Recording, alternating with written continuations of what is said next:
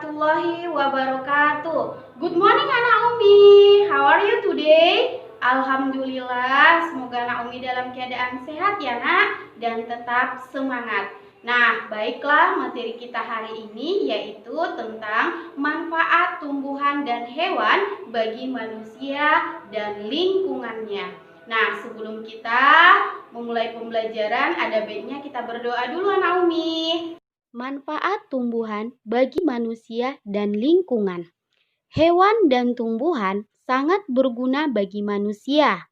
Selain bagi manusia, hewan dan tumbuhan juga bermanfaat bagi lingkungan di sekitarnya. Salah satunya adalah untuk sebagai sumber pangan.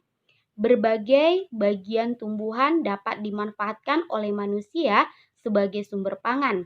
Contohnya itu seperti pisang, kemudian kelapa sawit untuk dimanfaatkan sebagai bahan baku industri minyak goreng. Kemudian ada lidah buaya dan juga ubi.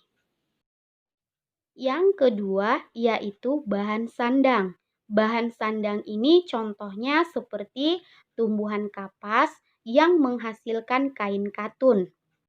Yang ketiga, bahan obat. Bahan obat ini bisa dari daun jambu untuk obat diare, kemudian jahe untuk obat batuk, dan yang ketiga itu ada lendir dari lidah buaya untuk menyuburkan rambut dan mengobati luka bakar. Yang keempat yaitu bahan baku bangunan. Batang beberapa tumbuhan seperti jati, mahoni, kelapa memiliki struktur batang yang kuat dan kokoh sehingga dapat digunakan sebagai bahan bangunan. Contohnya yaitu pohon kelapa, pohon jati, dan pohon mahoni. Yang kelima, bahan baku industri. Contohnya seperti kelapa sawit yang dimanfaatkan dalam industri minyak goreng. Kemudian getah karet yang dimanfaatkan dalam industri ban. Yang keenam, bahan baku kerajinan. Contohnya seperti keranjang dari rotan, kemudian tas dari eceng gondok. Yang ketujuh, menjaga lingkungan. Nah, menjaga lingkungan yaitu seperti menanam pohon. Jadi akar tumbuhan ini nanti berfungsi menyerap air sehingga tumbuhan dapat berperan sebagai penyimpanan cadangan air dan untuk mencegah longsor. Jadi contohnya seperti akar bakau. Nah, manfaat hewan bagi manusia dan lingkungan yang pertama itu adalah sebagai sumber pangan. Nah, contohnya seperti sapi dimanfaatkan susu dan dagingnya. Kemudian ayam dimanfaatkan telur dan dagingnya.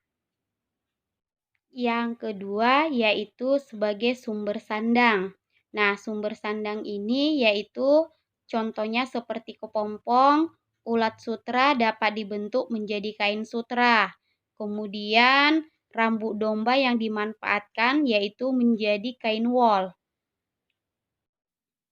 Yang ketiga, bahan kerajinan.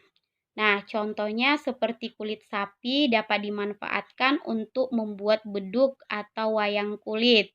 Kemudian seperti bulu pada angsa, ini dimanfaatkan untuk membuat kok bulu tangkis. Yang ketiga yaitu hewan dimanfaatkan yaitu hasil tenaganya.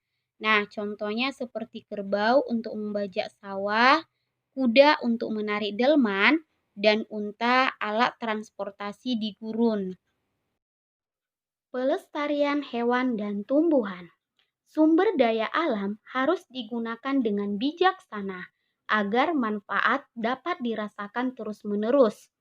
Tumbuhan dan hewan yang sering dimanfaatkan harus dibudidayakan agar populasinya tetap lestari. Tumbuhan dan hewan yang kelestariannya terganggu disebut juga tumbuhan dan hewan langka. Tumbuhan dan hewan langka dapat dilestarikan secara in situ dan ex situ. Oke, baiklah anak Umi, sampai di sini pembelajaran kita. Semoga apa yang Umi sampaikan dapat bermanfaat bagi kita semua. Umi akhiri, Assalamualaikum warahmatullahi wabarakatuh.